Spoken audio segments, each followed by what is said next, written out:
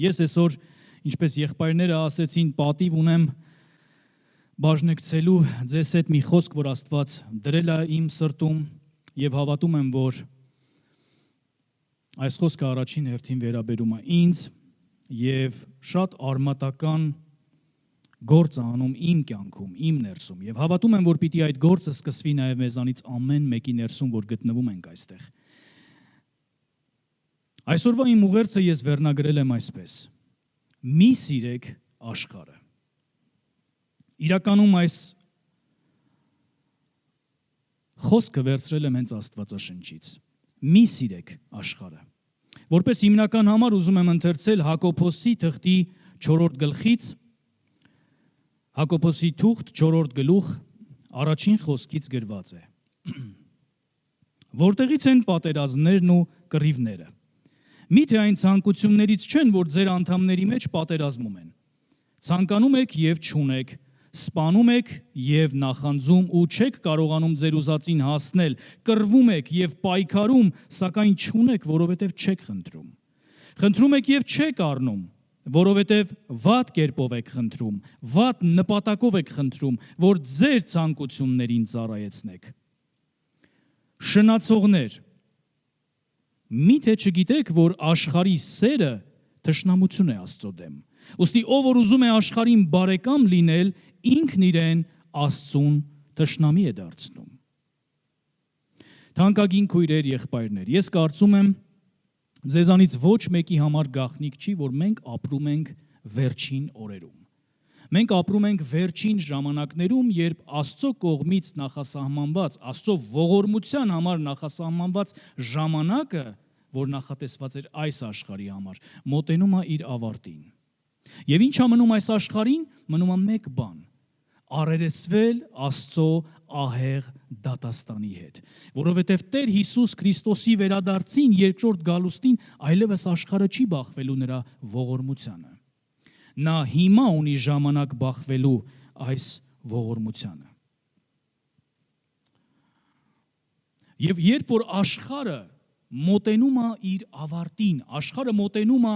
Աստծո ահեղ դատաստանի հետ առերեսվելու ժամանակին, եկեղեցու համար, հավատացյալի համար ամենավտանգավոր բանը, որ կարող է տեղի ունենա իր կյանքում, դա աշխարհի հետ բարեկամություն անելն է։ Մի քահանա ասում էր. աշխարհն այսօր ապրում է այնպես, կարծես թե Աստված գոյություն չունի։ Բայց նա չավարտեց։ Բայց եկեղեցին այսօր ապրում է այնպես, կարծես թե Քրիստոսը գոյություն չունի։ Արդեն 2000-ամյակ է քրիստոնեությունը գոյություն ունի եւ գոյություն ունի եկեղեցին։ Աշխարհում այսօր կարծում եմ 2 միլիարդից ավել մարդ կա, ով այս կամ այն կերպ իրեն համարում է քրիստոնյա, կոչվում է քրիստոնյա։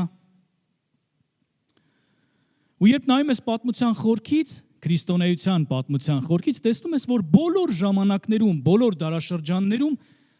աշխարհում եղել են տարբեր հարանվանություններ, եկեղեցական հարանվանություններ, կրոնական կազմակերպություններ, տարբեր եկեղեցիներ, տարբեր սկզբունքներով, եղել են տարբեր հավատացյալներ, քրիստոնյաներ, եղել են սուտ քրիստոնյաներ, եղել են հերձվածություններ, եղել են սուտ վարդապետություններ, սուտ մարգարեներ, եղել են կեղծ քրիստոնյաներ։ Բոլոր ժամանակներում, մեր ժամանակը առանձնահատուկ չի այդ առումով։ Պատմությունը ցույց է տալիս, որ նրանք միշտ եղել են։ Եվ եթե նրանք եղել են միշտ, եթե արդեն 2000 տարի ցույց է տալիս պատմությունը, որ աշխարհում եղել են եւ կեղծ եւ ճշմարիտ քրիստոնյաներ, եւ մենք հիմա մեր շուրջը տեսնում ենք հազարավոր հարանվանություններ, եկեղեցիներ, կրոնական կազմակերպություններ, ովքեր ամեն մեկն ունի իր սկզբունքները, իր ծրագրերը, իր տեսիլքները, հարց է առաջանում, բայց դեպքում ով է ճշմարիտ քրիստոնյան։ Ինչն է բնորոշում ճշմարիտ քրիստոնյային, որն է ճշմարիտ քրիստոնյայի բնութագիրը այս ամենի մեջ։ Եթե մենք այսքան տարբեր կարող ենք լինել, ապա այս դեպքում հարց է առաջանում, ով է ճշմարիտ քրիստոնյան։ Ժամանակին Մահատմա Գանդին, Հնդկաստանի մեծագույն առաջնորդը, ով գլխավորեց Հնդկաստանի անկախության շարժումը ընդդեմ Բրիտանիայի, առանց բռնության, առանց բռնության հրահրման։ Մի մարդ, ով պատրաստ էր իր կյանքով վճարել իր երկրի անկախության համար։ Եվ ակամայից դարձավ ոչ միայն այսպես ազատության, համերաշխության, խաղաղության մի խորհրդանիշ ոչ միայն Հնդկաստանի համար, այլև ամբողջ աշխարհի համար։ Այսօր ամբողջ աշխարհը ընդունում եւ ցիտում է Մահատմա Գանդիին։ Նա իր ապրելակերպով այնքան նման էր քրիստոնյայի, իր արժեհամակարգով, իր գաղափարներով։ Նրա խոսքերի մեծամասնությունը մեջբերումներ էին Աստվածաշնչից։ Այնքան նման էր, որ մեկ անգամ նրան ուղղակի հարցրեցին եւ ասեցին. «Լսեք, ձեր կյանքը այնքան նման է քրիստոնյայի կյանքին, ձեր արժեքներով, ձեր գաղափարախոսությամբ, դուք ճիշտ հիշեցնում եք Աստվածաշնչի միջի քրիստոնյային։ Այս դեպքում, եթե ձեր կյանքը այդքան նման է քրիստոնյայի կյանքին, ապա ինչու դուք չեք դառնում քրիստոնյա»։ Իսկ Մահատմա Գանդին հինդուիստ էր։ Ինչու չեք դառնում քրիստոնյա։ Չէ՞ որ դուք այդքան նման եք, դուք ապրում եք ինչպես քրիստոնյան, դուք խոսում եք ինչպես քրիստոնյան, դուք պայքարում եք այն արժեքների համար, որի համար պայքարում էին քրիստոնյաները, դուք խոսում եք այդ արժեքների մասին, այս դեպքում ինչու չեք դառնում քրիստոնյա։ Ինչին Մահատմա Գանդին պատասխանեց. «Եթե իմ կյանքում ես գեթ մեկ քրիստոնյա հանդիպեի, ով ապրում էր այնպես, ինչպես գրված է Աստվածաշնչում, ես կդառնայի քրիստոնյա»։ Ես իհարկե չգիտեմ Մահատմա Գանդին որտեղ էր փնտրում ճշմարիտ քրիստոնյաներ, եւ ես հավատում եմ, որ այդ ժամանակ աշխարհում բազմաթիվ ճշմարիտ քրիստոնյաներ կային։ Բայց փաստ է, որ այս մարդը իր շրջապատում գոնե չգտավ քրիստոնյա, իսկ նրա շրջապատում կային ոչ միայն քրիստոնյաներ այդ ժամանակ, կային քրիստոնեական եկեղեցիներ ու քրիստոնեական կազմակերպություններ։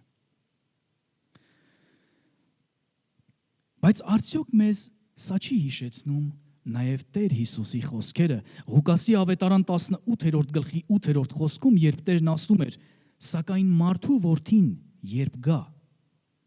արդյոք հավատք կգտնի երկրի վրա»։ Արդյոք մարդու որդին կգտնի։ Գիտեք, աշխարհը միշտ էլ գրավիչ է։ Աշխարհը միշտ էլ կգտնի միջոցներ, ճանապարհներ հավատացյալին իր ճանապարհից շեղելու համար։ Այսօր մեր ապրած քրիստոնեությունն այնքան է կերպարանափոխվել, որ արդեն շատ դժվար է զանազանել ընդհանրապես ով է քրիստոնյա եւ ով քրիստոնյա չէ։ Կան մարդիկ, ովքեր խոսում են Աստծո մասին, հավատացյալի շատ լուրջ կերպարանք ունեն, բայց ոչ մի առնչություն չունեն ոչ Աստծո, ոչ էլ նրա խոսքի հետ։ Զարմանալիորեն, երբ դուք այսօր նայեք աշխարհում, քրիստոնեությունը արդեն կարծես թե այնքան է միաձուլվել աշխարհի հետ, որ արդեն դժվար է զանազանել մեզանից ով է պատկանում Աստծուն, իսկ ոչ։ Աշխարհի երգիչները երգում են հոգևոր երգեր, հոգևոր երգիչները երգում են աշխարհի երգեր։ Քարոզիչները քարոզում են ոնց որ մոտիվացիոն խոսնակ։ Մոտիվացիոն խոսնակները քարոզում են եկեղեցիներում։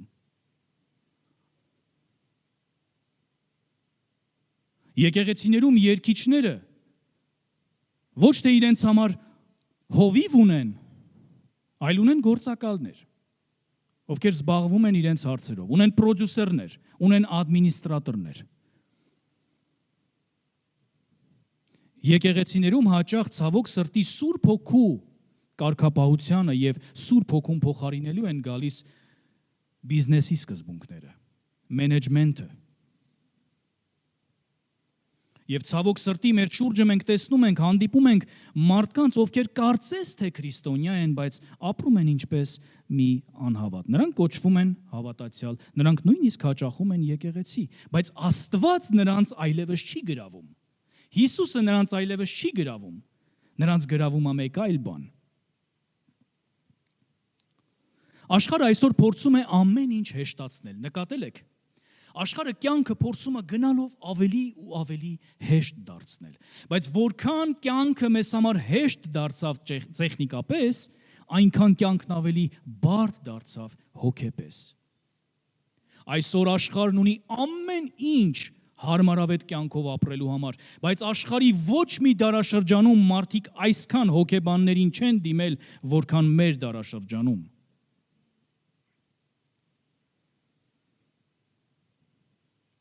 Ամեն բան արվում է, որ մարդը դադարի մտածել, որ մարդը ուղղակի ապրի իներտ, հագեցնի իր եսասիրական ցանկությունները, իր բնազդները, իր կենթանական բնազդները։ Եվ գիտեք ինչն է զարմանալին։ Եթե աշխարհին մարդկանց, ովքեր չունեն Տեր Հիսուսին, աշխարհը դա փորձում է առաջարկել նորագույն տեխնոլոգիաների զարգացման միջոցով, ապա գտել է մի շատ հետաքրքիր մեթոդ հրամցնելու դա նաև հավատացյալներին։ Դրանք կեղծ, սուտ մարգարեներն են, ովքեր առաջ են քաշում ավետարանի մի այլ տարբերակ, որը ավելի շատ խոսում է հարմարավետության, հարստության մասին։ Քիչ առաջ Սասնու եղբայրը օրինակ էր բերում բարգավաճման ավետարանը, որը ես տանել չեմ կարողանում, օր-օրի ավելի ու ավելի շատ։ Եվ այս ամենը ինչին է միտված, ինչու է աշխարհը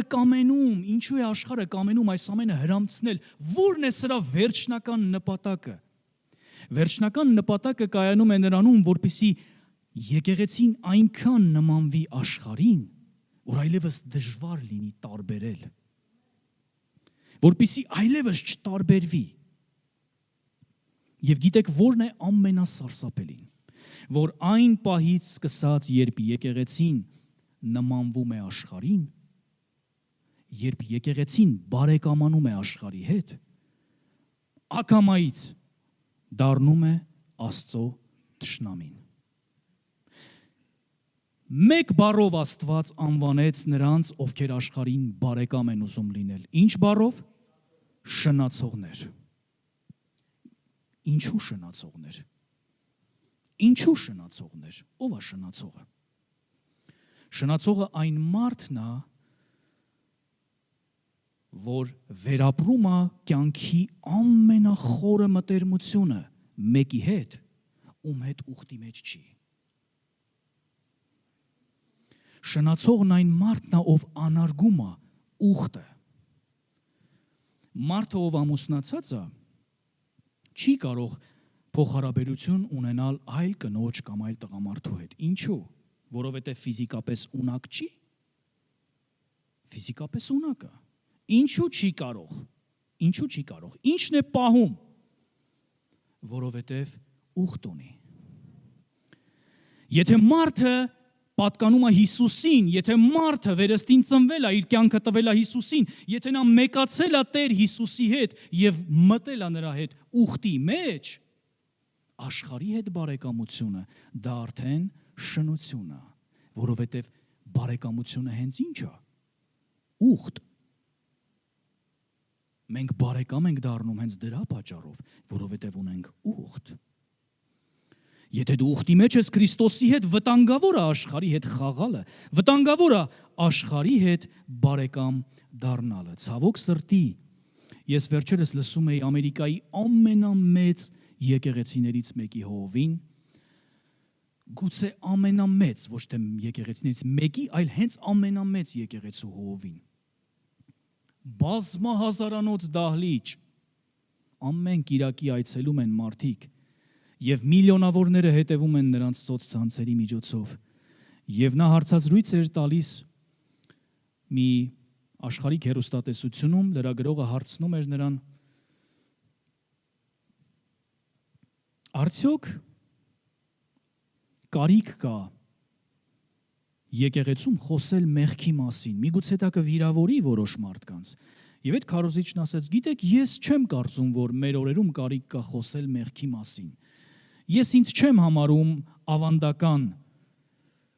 քարոզիչ, ֆունդամենտալ քարոզիչ։ Ես ինձ համարում եմ ավելի շատ մոտիվացիոն խոսնակ։ Նորից եմ հիշեցնում, սա Ամերիկայի ամենամեծ եկեղեցու հովիվն է խոսում։ Ես ինձ համարում եմ մոտիվացիոն խոսնակ, որ ուղղակի փորձում եմ մարդկանց բերել իրենց կյանքի լավագույնն ապրելու այս երկրի վրա։ Եվ նա գրեց մի գիրք, որը կոչվում էր Քո լավագույն կյանքը հիմա։ Եվ ես իրան ասում եմ համաձայն եմ։ Ամեն։ Դու ապրելու ես քո լավագույն կյանքը հիմա, եթե դու պատրաստվում ես դժոխք գնաս։ Եթե դու դժոխք պիտի գնաս, այդպես էլ պիտի լինի, դու հիմա պիտի ապրես քո լավագույն կյանքը։ Եվ միլիոնավոր մարդիկ լսում են այդ քարոզիչին։ Երկրորդ հարցն է տալիս լրագրողը. արդյոք Հիսուսն է միակ ճանապարհը դեպի փրկություն։ Քարոզիչը պատասխանում է. դե գիտեք, ես չեմ դատավորը։ Ես չեմ կարող ասել։ Չեմ կարծում, թե իմ ճանապարհն այդ ճանապարհն է, որ ես դրա մասին մարդկանց հետ խոսեմ։ Ես ուրիշ ճանապարհ ունեմ, ես ուրիշ բանի մասին եմ խոսում։ Ես նորից եմ հիշեցնում, սա խոսում է Ամերիկայի ամենամեծ եկեղեցու հովիվը։ Հովհաննեսի ավետարանի 17-րդ գլխում, երբ Տեր Հիսուսն անում էր իր վերջին աղոթքը խաչելությունից առաջ, այսպիսի խոսքեր ասաց 14-րդ խոսքից։ Հովհաննեսի ավետարան 17-րդ գլուխ 14-րդ խոսքից. Ես քո խոսքը նրանց տվեցի, եւ աշխարհը նրանց ատեց, որովհետեւ նրանք աշխարից չեն, ինչպես ես աշխարից չեմ։ Ես չեմ աղոթում, որ դու նրանց աշխարից վերցնես, այլ որ դու նրանց չարից պահես։ Նրանք աշխարից չեն, ինչպես որ ես աշխարից չեմ։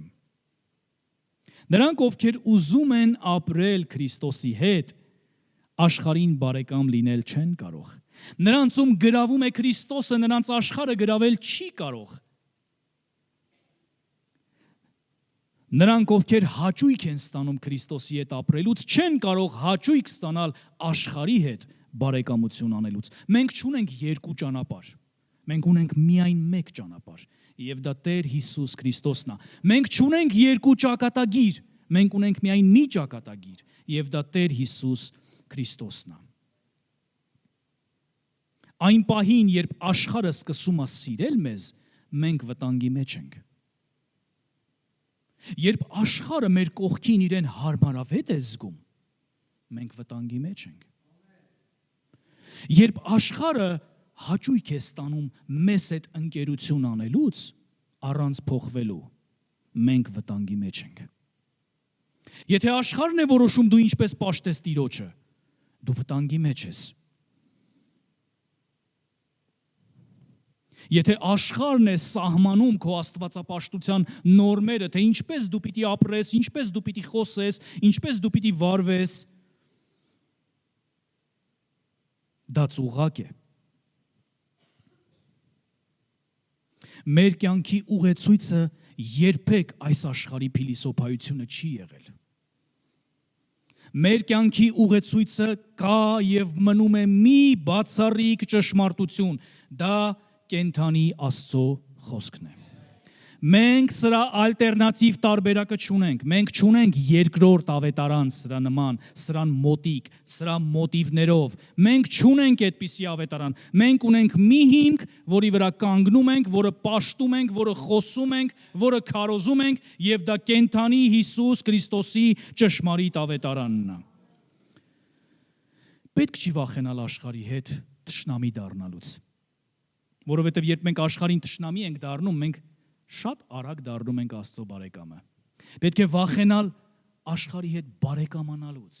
որովհետև աշխարհի հետ բարեկամանալուց մենք շատ արագ դառնում ենք Աստծո թշնամին։ Ինչ որ մեկը կասի, բայց մենք նոր կտակարանում ենք ապրում, եղբայր, ինչ Աստծո թշնամի։ Ուզում եմ հիշեցնել, որ ես կարդում եմ նոր կտակարանից։ Ես քիչ առաջ կարդում էի Աստվածաշունչը, Աստծո խոսքը, նոր կտակարանից։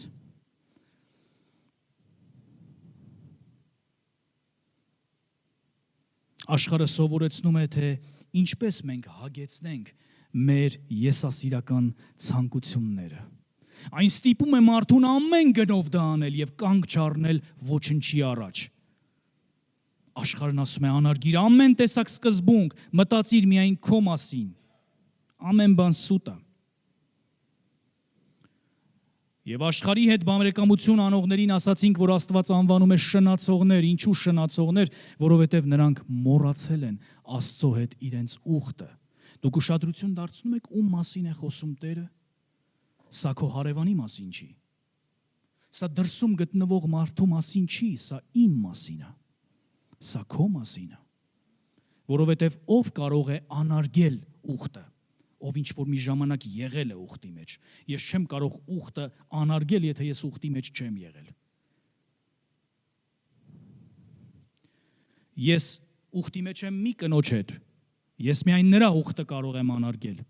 Ես ուրիշ կնոջը չեմ կարող անարգել, որովհետև ես ուրիշ կնոջ հետ ուխտի մեջ չեմ։ Որտեղ ենք մենք այս ամենի մեջ։ Ինչով է զբաղված մեր միտքը։ Արդյոք Աստված այսօր գրավում է մեզ։ Վերջերս մենք խոսում էինք ծառայության մասին, ես չեմ հիշում դա խոսում էինք Աբովյանի ծառայության համար, թե Երևանի, եւ այսպիսի միտք արտահայտեցինք ու բոլորս ակամայից համաձայնվեցինք իրար հետ, որ Կիրակի օրեր, հիշեցի, դա կապված էր երիտասարդական ծառայության հետ եւ այլն, եւ ասում էինք Կիրակի օրը, բայց այսօր տոն է։ Ինչ որ տոնակատարություն էր։ Եվ ասում էինք այսօր դժվար թե գան ծառայության։ Գիտեք ինչ դեր զարմանալի, որ մենք այդ ասում էինք իրար ու բոլորս իրար հետ համաձայնվում էինք, որ երբ որ տոնա դժվար թե երիտասարդությունը գա ծառայության։ Բայց սա ողբերգություն է։ Սա ողբերգություն է, եթե մեզ կաբան, որ ավելի է գրավում, քան Քրիստոսը։ Եթե մենք այս ճանապարհով բաց թողնենք մեր երիտասարդությանը, մենք կկորցնենք մեր երիտասարդությանը։ Որքան ժամանակ ենք մենք անցկացնում Աստծո հետ։ Որովհետև մեր անցկացրած ժամանակն է որոշում իրականում Աստծո հանդեպ մեր նվիրվածությունն ու մեր փափագը։ Որովհետև նա ում դու սիրում ես, դու ամենաշատ ժամանակն ես կամենում անցկացնել։ Դու նրա հետ երբեք ժամացույցին չես նայում, որ ժամանակը ավարտվի։ Դու ամենալավ ժամանակն ես ուզում նրա հետ ունենաս։ Եվ երբ հարցը վերաբերում է Աստծուն, երբ հարցը վերաբերում է այն Հիսուսին, որի մասին մենք խոսում էինք, այն Հիսուսին, որի մասին քիչ առաջ երգում էինք եւ ասում էինք մեկ անուն, Հիսուս է անունը այդ Հիսուսին որքան ենք փափագում մենք, որքան է այդ Հիսուսը այսօր գրավում մեզ։ Որքանով է այդ Հիսուսը այսօր մեր կյանքի իմաստը։ Եվ երբ ասում ենք Աստծո հետ ժամանակ անցկացնել, ես չգիտեմ մեկ այլ ժամանակ Աստծո հետ անցկացնելու, որը դու կարող ես հաստատել, քան Աստծո խոսքի հետ անցկացրած ժամանակը, որովհետև եթե դու չես անցկացնում ժամանակ Աստծո խոսքի հետ, ես չգիտեմ դու ում հետ ես ժամանակ անցկացնում։ Նա այստեղ է, նա խոսում է իր խոսքի միջոցով, նա բացվում է իր խոսքի մեջ։ Մի բան կա, մի ռեսուրս այս կյանքում։ Դուք նկատել եք, որ յուրաքանչյուրս տարբեր կյանքով ենք ապրում, տարբեր ռեսուրսներ ունենք։ Եվ ընդամենը մի ռեսուրս կա այս կյանքում, որ բոլորիս տրված է հավասար։ Խելացի թե անգետ, հարուստ թե աղքատ, մի բան կա, որ բոլորին տրված է հավասար, դա ժամանակն է։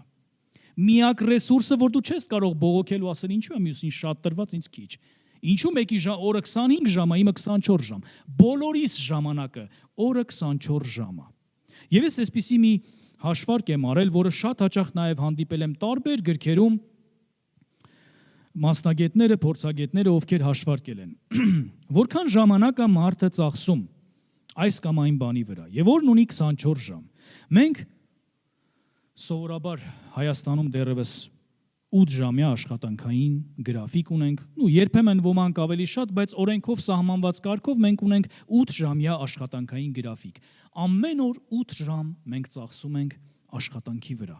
Ցավոք սրտի երբեմն այն աշխատանքի վրա, որը տանել չենք կարողանում, բայց ստիպված ենք ծախսել։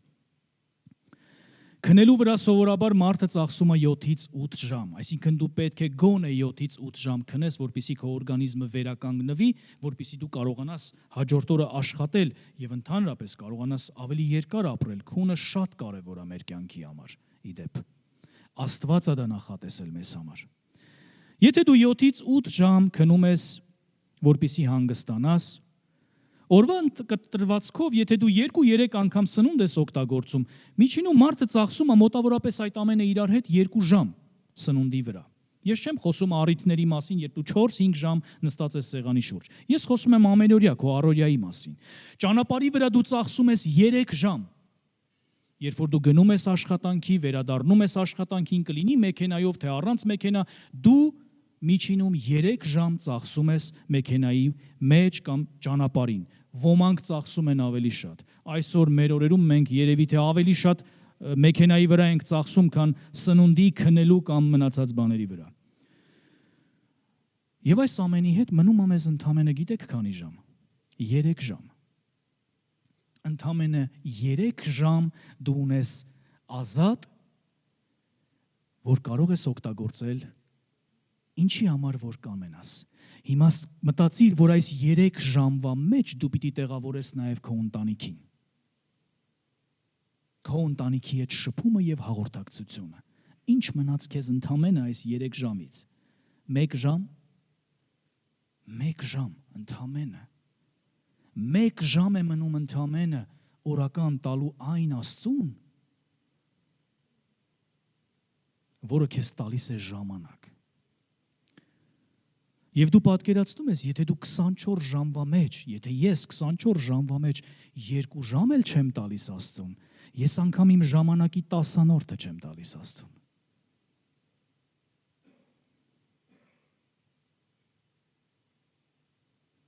Արդյոք այս պատկերով մենք կարող ենք արթնություն ունենալ։ Մենք այս պատկերով կարող ենք տեսնել Աստծո մեծամեծ գործերը մեր կյանքում։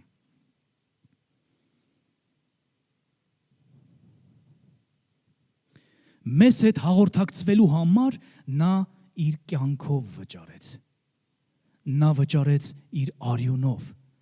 մեզ հետ հաղորդակցվելու համար։ Ինչ ենք մենք նրան տալիս։ Նա խաչի մահով մահացավ մեզ հետ հաղորդակցվելու համար։ Մենք ամենաշատը ցանկանում ենք հաղորդակցվել, ասացի նրա հետ, ում մենք սիրում ենք։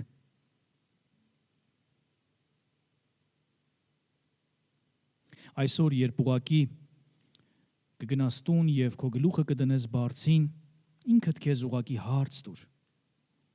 Մտածիր ուղակի Հիսուսի մասին եւ հարց տուր ինքդ քեզ, որքանով է Տերը ինձ գրավում, որքանով է նա իմ մտքում, որքանով եմ ես նրան կարոտում, որքանով եմ փափագում։ Մեր հիմնական արտահայտությունը, որը մենք անընդհատ կրկնում ենք, դա սա է. ես ժամանակ չունեմ, ես ժամանակ չունեմ։ Մի անգամ վաղ շրջանի քրիստոնեության հայրերից մեկին Օգոստյանոսին հարցնում էին, ասում էին. գիտենք, որ դու շատ զբաղված մարդ ես։ Իսկ նա իրոք զբաղված մարդ էր։ Դու ընդհանրապես երբ ես հասցնում աղոթես ու հաղորդակցվես Աստծո հետ։ Նա պատասխանում էր, գիտեք, ես ամեն օր 3 ժամ ամենաքիչը անցկացնում եմ աղոթքի մեջ։ Ասում էին, բայց ինչպես։ Ինչպես ես դու հասցնում։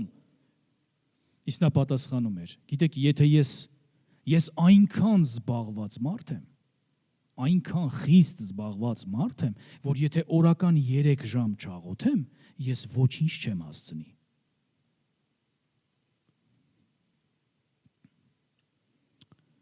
Հովհաննեսի ավետարան 15-րդ գլուխ 18-ից 19-րդ խոսքում գրված է. Եթե աշխարհը ձեզ ատում է,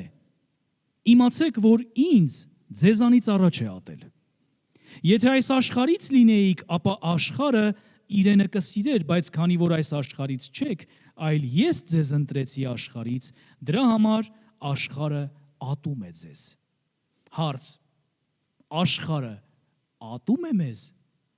թե սիրում է մեզ։ Արդյոք մենք արդեն այնքան նման ենք այս աշխարհին, որ էլ մեր մեջ ոչ մի տարբերություն աշխարհը չի տեսնում։ Մենք լավ ընկերներ ենք։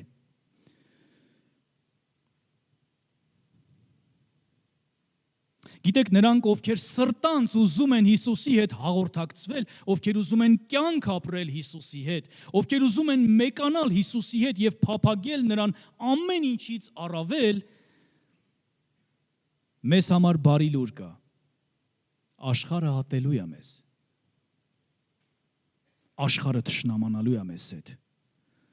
Դուք նկատել եք, երբ է աշխարհը ատում մեզ։ Եթե եկեղեցին կանգներ եւ ասեր, Հիսուսը դա փրկության ճանապարհներից միայն մեկն է։ Մեկ ակնթարթում քրիստոնեության բոլոր հալածանքը կդադարեր։ Մի ակնթարթում։ Եթե մենք կանգնեինք ու ասեինք, որ Քրիստոս դա ճանապարհներից մեկն է, այո, նա ճանապարհ է, բայց ճանապարհներից մեկն է փրկության, դուք երբեք չեք հալածվի, երբեք։ Ձեզ մի անգամից աշխարհը կընկերանա, մեզ մի անգամից աշխարհը կընկերանա։ Մեզ կհրավիրեն տարբեր հեռուստատեսություններում քարոզելու։ Մխիթար եղբայր, եթե դու կանգնես ու հանկարծ ասես, որ Հիսուսը ճանապարհներից մեկն է, դու լավագույն քարոզիչը կդառնաս այս երկրի ու այս աշխարհի։ Մեր հալածանքը սկսվում է այն պահից, երբ մենք ասում ենք, որ Հիսուսը դա միակ ճանապարհն է։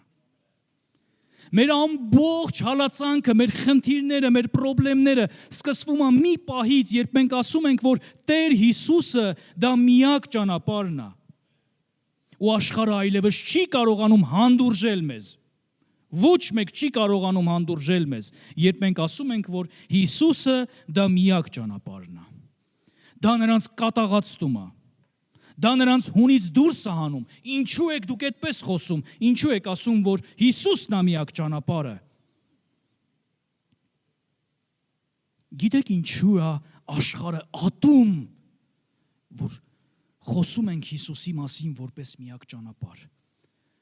Աշխարհը ատում ամենից շատ Հիսուսի սրբությունը։ Աշխարհը ամեն ինչից գազազում է,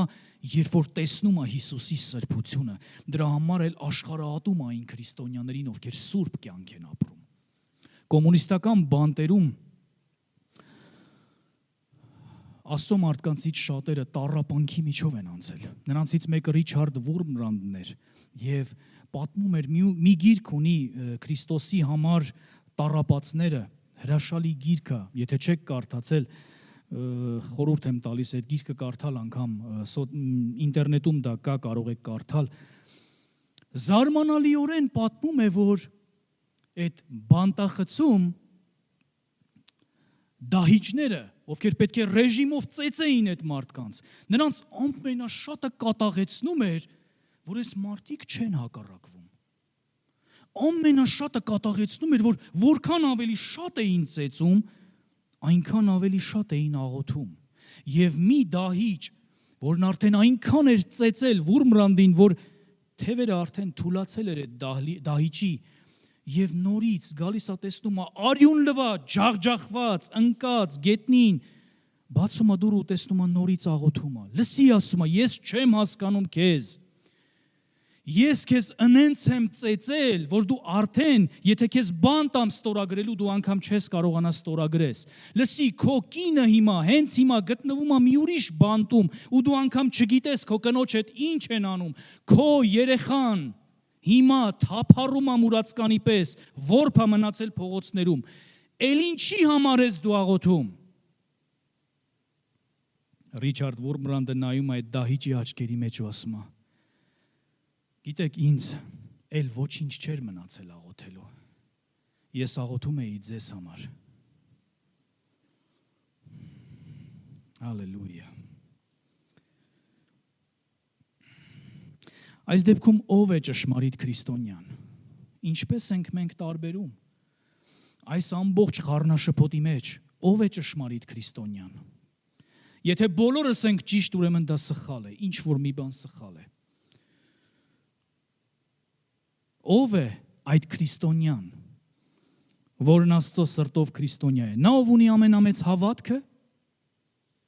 Այսօր աշխարհում կարող եք տեսնել մարդիկ, ովքեր շատ մեծ հավատք ունեն, շատ մեծ հավատք ունեն, բայց քրիստոնյա չեն անգամ։ Նա ով ամենահաջողակն է այս կյանքում, նա է ճշմարիտ քրիստոնյան։ Բարգավաճման սուտ, կեղծ ավետարանը հուշում է, որ այդպես է։ Այո, որքան դու հաջողակ ես, այնքան ավելի ճշմարիտ ես դու։ Որքան տարածված է, չէ՞։ Հաջողության չափանիշը աշխարհի ստանդարտներով։ Նա ով ամենահարուստն է, նա է ճշմարիտ քրիստոնյան։ Նորից բարգավաճման ավետարանի սկզբունքով հենց այդպես էլ կա։ Եթե դու չունես հարստություն, ուրեմն մի խոսիր ինձ հետ քրիստոնեությունից, ուրեմն Աստված չկա քո կյանքում։ Մի եղբայր, քարոզիչ եղբայր, խոսում էր բարգավաճման ավետարանի մասին եւ ասում էր, որ եթե դու դեռևս երեսիդ քրտինքով ես հացը տուտում, եթե դու քրտինքով աշխատում ես քո ֆինանսների համար, դու անեծքի տակ ես։ Գիտես, ես մտածում եմ, այս եղբայրը պետքա շատ լուրջ վերանայի իր դրույթները, իր Աստվածաշունչը ու իր կյանքը։ Ով է ճշմարիտ քրիստոնյան, նա ով ամենաշատն է մարգարեանում։ Ես կարդում եմ Աստվածաշնչում մարգարեների պատմությունը։ Դրանք այն մարդիկ էին, ովքեր աշխարհից, հասարակությունից մերժված, ծեծված, անարգված, լքված, չհասկացված մարդիկ էին, ովքեր վերցնում էին Աստծո պատգամը եւ առանց որևիցե կոմպրոմիսի գնալու ուղղակի տարածում էին այդ պատգամը եւ աշխարհը մերժում էր նրանց, մերժում էր ոչ միայն աշխարհը, երբեմն հավատացյալներն էին մերժում նրանց, երբեմն եկեղեցին էր մերժում նրանց։ Այսօր նայում ենք մարգարեներին, դուք տեսել եք մարգարեներին, ես ձեզ խորհուրդ եմ տալիս, որ գնաք տուն սոցցանցերում ժամանակակից մարգարեներ, YouTube-ում ուղղակի գրեք ու սկսեք նայել մարգարեներին։ Բոլորը ապրում են էստրադային հոլիվուդյան աստղերի կյանքով։ Ապրում են մի քանի միլիոն դոլարանոց ասաբնյակներում, ամենագեղեցիկ մեքենաներով, եւ գիտեք ինչ են մարգարեանում, ես ուղղակի ապշած էի, երբ որ ես լսեցի մի մարգարեի մասին, հարցազրույց էր տալիս։ Ասում է, ես գնացի մի միլիարդատերի տուն, եւ ինչ տեղի ունեցավ։ Ես նրան ասեցի ոչ միայն իր բանկային հաշվի թվերը, այլև ասացի գաղտնաբառը։ Ու դա շատ լուրջ տպավորեց այդ միլիարդատիրոջը։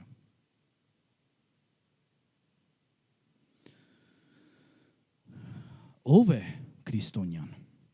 Ով ամենաշատ դևերն է հանում։ Այսօր շատ ենք խոսում դևեր հանելու մասին, շատ տարածված մի երևույթ է։ Ես երբեմն զարմանում եմ, որ մարդիկ դիվաբանությանը ընդհանրապես անդրադառնում են առանց դրան ծանոթ լինելու։ Դևեր հանելու մասին խոսում են առանց որևէ ֆունդամենտալ գիտելիքի այս ուղղության մասին։ Եվ շատ եմ զարմանում, երբ դիվաբանության ու ընդհանրապես դևեր քշելու մասին խոսելուց ինձ գալիս ու ասում են, դե գիտես Դերեկ Պրինսն էսպես է ասել։ Ես ասում եմ, գիտեմ, Դերեկ Պրինսին ես եմ թարգմանում։ Մինչ դու կնայեիր, ես արդեն նայել էի դա, ես արդեն կարդացել էի դա, նա այդպիսի բան չի ասել։ Ով է ճշմարիտ քրիստոնյան, նա ով շատ է ծառայում։ Միգուցե ճշմարիտ քրիստոնյանի վերջո նա է, ով եկեղեցում է ծառայում։ Միգուցե դա նա է, ով հրաշքներ է անում, ամենամեծ հրաշքները, որոնք տեղի են ունենում աշխարհում, դրանք ամենատպավորողն են մեզ այսօր։ Սա է ճշմարիտ քրիստոնյան, սա է ճշմարիտ ծառայողը, որովհետև ամենամեծ հրաշքներն է անում։ Տեսնում եք այսօր ինչ է կատարվում աշխարհում, որքան բացահայտվում են խայտառակություններ կապված հրաշքների ու նշանների հետ։ Նա ով բժշկություններ է անում, միգուցե դա է ճշմարիտ քրիստոնյան։ Նա ով կանգնում է հազարավորների առաջ ու քարոզում է, այ գուցե սա է ճշմարիտ քրիստոնյան։ Չէ՞ որ Աստված նրան կանգնացրել է հազարավորների առաջ։ Միգուցե նա է ճշմարիտ քրիստոնյանի վերջո, ով ամենամեծ եկեղեցին ունի։ Միգուցե դա է։ Եվ մի բան էլ, միգուցե ճշմարիտ քրիստոնյան նա է, ով ամենալավը գիտի Աստվածաշունչը, ով ամենալավը գիտի Աստծո խոսքը, այ միգուցե դա է ճշմարիտ քրիստոնյան։ Բայց ես այնքան ուրախ եմ, որ այս կետերից ոչ մեկը չի համապատասխանում ճշմարիտ քրիստոնեայի բնութագրին, որը մեզ տալիս է Աստվածաշունչը։ Այս կետերը կարող են լինել ճշմարիտ քրիստոնեայի կյանքում։ Դուք կարող եք ունենալ սրանցից բոլորը, եւ ես աղոթում եմ, որ ամենքդ ունենաք սրանք բոլորը։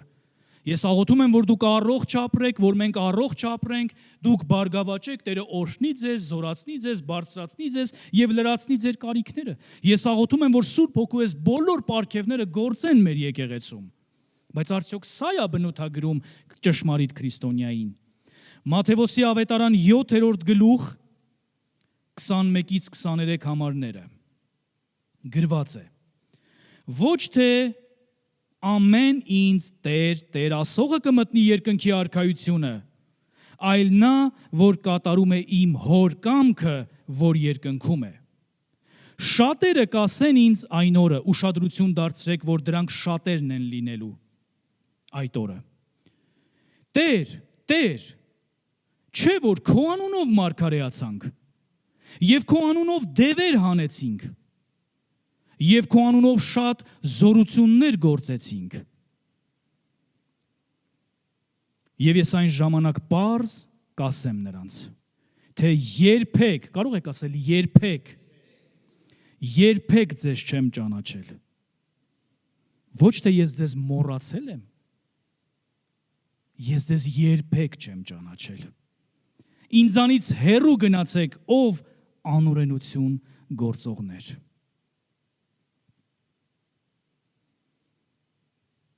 Տերը չընդունեց այս մարդկանց։ Զարմանալի բան է տեղի ունենում, Տեր իմ Աստված, բա էլ ինչ պիտի անեինք։ Մարդիկ զորություններ են գործել, հրաշքներ են գործել, մարգարեացել են, մենք այդ ամենը այսօր անում ենք։ Իսկ ինչ պիտի անեինք, Տեր։ Բա էլ ինչ անենք, որ մենք կարողանանք ճշմարտապես քոնը լինել, ճշմարիտ քրիստոնյա լինել։ Իսկ ով է այդ քրիստոնյան, որ կարող է տարբերվել, ով ապրում է աշխարհում, բայց աշխարհից չէ, ով գործում է այս աշխարհում, բայց այս աշխարհի հետ ոչ մի առնչություն չունի։ Միթե այդպիսի բան հնարավոր է։ Կեղծ քրիստոնյան, որին կարող ենք մեկ այլ անվանում տալ, մեր հին մարդը, նա պատրաստ է ամեն ինչի, միայն թե չանի Տիրոջ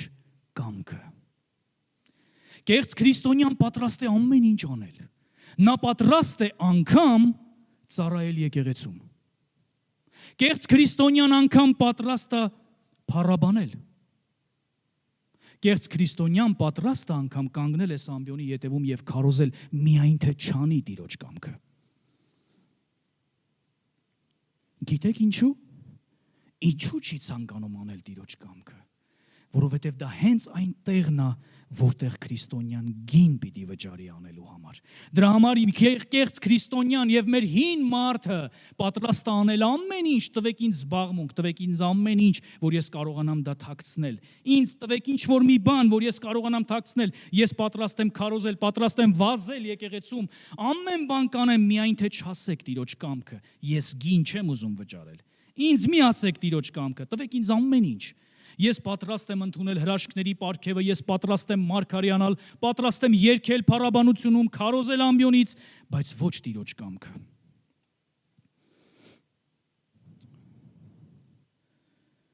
Որովհետև Աստծո կամքը անելու համար քրիստոնյան պատրաստ պիտի լինի գին վճարել։ Գիտեք ո՞րն է այդ գինը։ Թողնել աշխարհը։ Թողնել աշխարհը, մեջքով կանգնել են աշխարհին, որը նա այնքան շատ է սիրում։ Հենց սրանումն է նաև տարբերությունը աշակերտի ու եկեղեցու անդամի միջև։ Եկեղեցու անդամ դու կարող ես լինել առանց գին վճարելու, բայց դու չես կարող Քրիստոսի աշակերտը լինել առանց գին վճարելու։ Դերեկ Պրինսը ասում էր, հովիվները երբեմն շատ ոգևորված ասում են, թե քանի հազար անդամ ունեն իրենց եկեղեցում, ու ես ասում եմ, նայում եմ նրանց ու հարցնում, իսկ քանիսն են նրանցից աշակերտ։ Քանիսն են նրանցից աշակերտ։ Շատ հաճախ հովիվները չեն ցանկանում եկեղեցու անդամներին աշակերտ դարձնել, ինչու, որովհետև այստեղ կա վտանգ կորցնելու այդ անդամներին։ Որովհետև այն պահից սկսած, երբ կանչում ես ինչ-որ մեկին աշակերտության, ստիպում ես գին վճարել։ Դու կարող ես նստել աթոռին ամեն կիրակի 20 տարի շարունակ, բայց դա քեզ չի դարձնում աշակերտ։ Դու կարող ես գալ պարտաճանաչ եւ նստել,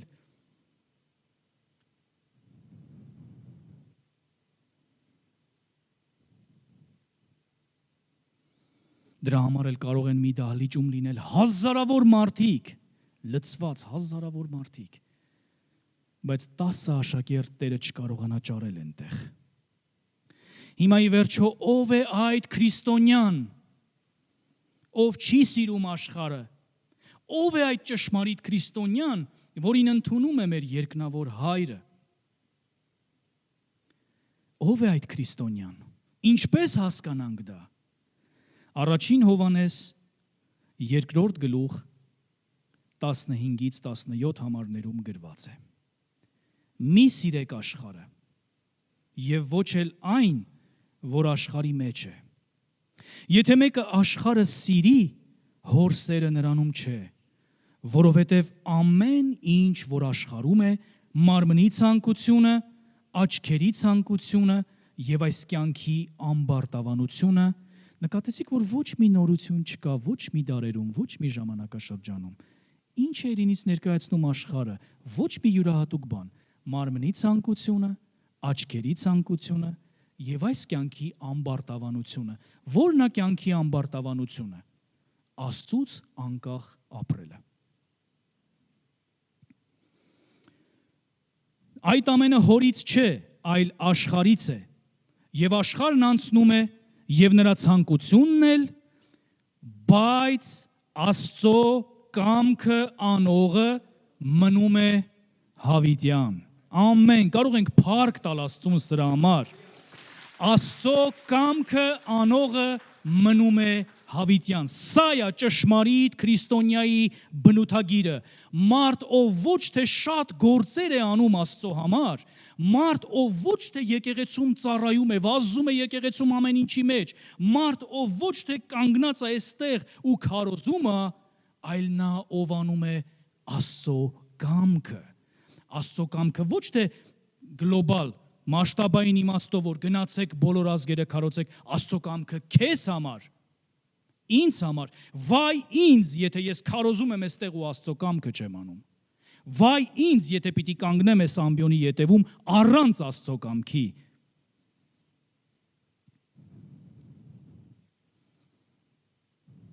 Սա է ճշմարիտ քրիստոնյան։ Աստված առավել քան հետաքրքրված է ոչ թե որ մենք շատ բաներ անենք այս կյանքում, այլ որ անենք այն, ինչ նա է մեզ ասում։ Դրա համար մենք երբեմն գուցե անգիտակցաբար մեզ զբաղվածություններ ենք ստեղծում, ամեն ինչ անում ենք, որ զբաղված լինենք, որ միայն թե հանկարծ Աստված չասի։ Հանկարծ Աստված չուզի, որովհետև ես գիտեմ, որ այնինչ նա ուզեց, դա ինձ դուր չի գալու։ Նա ասելու է ինձ անել այնինչ ես ամեն ինչից քիչն եմ ուզում անել։ Բայց գիտես, դա է հենց մեր կյանքի ազատությունը, երբ մենք անում ենք այն, ինչ Աստված է ասում։ Մի քույրիկ մի անգամ վկայել էր ու ասում էր. ես ինչ որ մեկի դեմ բան ունեի, նեղացրել էր ինձ։ 1 ամիս ոչ մի օր չեմ աղոթել։ Որովհետև գիտեի, ասում է, եթե աղոթեի, Աստված ասելու էր գնաների։ 1 ամիս չէի աղոթում։ Անկեղծ էր խոսում, ես հիմա հեգնանքով չեմ ասում, հակառակը լուրջ եմ ասում։ Այնքան վստահ էր, որ եթե աղոթքը բերանս բացեմ Աստծո առաջ, կանգնեմ նրա ներկայության մեջ, ասելու է գնաների, դրա համար էլ չէի աղոթում։ Արդյոք մենք այսօր փորձում ենք խաղալ Աստծո հետ, արդյոք մենք փորձում ենք խաղալ աշխարհի հետ, մենք փորձում ենք մի ոտով աշխարհում լինել, մի ոտով եկեղեցում լինել, մի քիչ էստեղ հարմարվել, մի քիչ էստեղ հարմարվել։ Ինչ ենք մենք անում։ Մի բան ընդամենը, որը մնում է մնայուն այս կյանքում, որը հավիտենական է, բայց Աստծո կամքը անողը մնում է հավիտյան։ Նա ով սիրում է աշխարհը, նա չի ցանկանում անել Աստծո կամքը։ Դա ամենասարսափելին է այն մարդու համար, ով աշխարհն է սիրում։ Նրա համար Աստծո կամքն անընդունելի է, նա չի ցանկանում գին վճարել։ Եվ ամենակարևորը, հոր սերը չկա նրանում։ Զգում եք, որքան փոխկապակցված է իրար հետ այս ամենը, Աստծո կամքը, հոր սերը, հավատքը։ Իսկ նա ով անում է Աստծո կամքը, նա ատում է այս աշխարհը։ Նա ատում է աշխարհը, բայց սիրում է մարդկանց։ Եվ հոր սերը բնակվում է նրանում։ Գիտեք, ոչ թե հոր սերը կա նրանում, այլ հոր սերը բնակվում է նրանում։ Որտեվ լինել ինչ որ բան քեզ մոտ դա այլ բան է։ Ինձ մոտ հիմա ցավոք սրտի գրիչս մոտս չի, Աստվածաշունչս է մոտս։ Իմ մոտ կա Աստվածաշունչ, սա իմ մոտ է, բայց Աստվածաշունչը չի բնակվում իմ մոտ։ Ինչ որ բան կարող է լինի քեզ մոտ, բայց չբնակվի քեզ մոտ, որովհետև բնակվել նշանակում է ազատություն ունենալ այն տարածքում, որտեղ դու գտնվում ես։ Անկաշկանդ զգալ քեզ։ Հոր սերը երբ բնակվում է մեր ներսում, դա է մեզ օգնում ներել, բաց թողնել, խոսել, մխիթարել, օգնել, բարձրացնել, սա է։ Երբ հոր սերը չի բնակվում, մենք այս ամենը չենք անում։ Թանկագին քույրեր ու եղբայրներ, խնդրում եմ փառաբանության խումբը կարող եք գալ պատրաստվենք Տիրոջ առաջ երկրպագության։ Ես այսօր կամենում եմ նաև որ վերջում մենք աղոթք ունենանք։ Ես այսօր մոտ 1 ժամից ավել աղոթքի մեջ անցկացրեցի, մինչև որ կգայի ծառայության։ Ես զգում եմ իմ սրտում, որ Տերը կամենում այսօր որոշ չափով ինչ որ ազատություն բերելու։ Ես զգում եմ, որ անընդհատ գալիս էր այդ բառը իմ շուրթերին՝ ազատություն, ազատություն։ Այն կաշկանդվածությունները, այն կախվածությունները, որ մեզանից ոմանք գուցե այստեղ ունեն, ինչից որ պետքա ազատվեն։ Դա կարա լինի դիվային ինչ որ ավելորդություն, դա կարա լինի, ես ամեն թփիտակ դև չեմ ման գալիս, բայց դա կարա լինի դիվային ավելորդություն, դա կարա լինի ինչ որ անհաշտություն, խաղաղության պակաս, դա կարա լինի մեր մտքի վրա ինչ որ բռնվածություն, որից այսօր Տերը մեզ ուզում է ազատ արձակի։ Եվ ես ուզում եմ, որ մենք այս պատգամից վերցնենք մի շատ կարևոր բան, եթե ամեն բան մոռանանք, որ Աստված նախատեսել է մեզ համար մի բան, որը երկիրը, աշխարհը չի կարող տալ մեզ։ Աշխարհը մեզ կարող է տալ ամեն ինչ, բացի մի բանից։ Տեսեք, Տերը կարող է օրհնել մարդուն։ Աշխարհն էլ կարող է նման մի բան առաջարկի։ Տեսել եք, երբ որ ինչ որ մեկը տուն է օրհնվում Աստծուց։ Իսկ նկատել եք, որ աշխարհում էլ ինչ որ մեկին նվեր են տալիս տուն։ Տեսել եք, որ ինչ որ մեկը բժշկություն է առնում Աստծուց, բայց աշխարհն էլ երբեմն բժշկությունը հաղթում է ինչ որ մի հիվանդության եւ մարդը բժշկվում է։ Բայց ինչ կա այս ամենի մեջ, որ աշխարհը չի կարող տալ մեզ։ Նա անգամ մոտ կանգնած չի դրան։ Դա կենթանի հաղորդակցությունը, շփումը, բարեկամությունը մեր Տեր ու Փրկիչ Հիսուս Քրիստոսի հետ։ Աշխարհը դրա մեջ բաժին չունի եւ Քրիստոսն էլ աշխարհի մեջ ոչ մի բաժին չունի։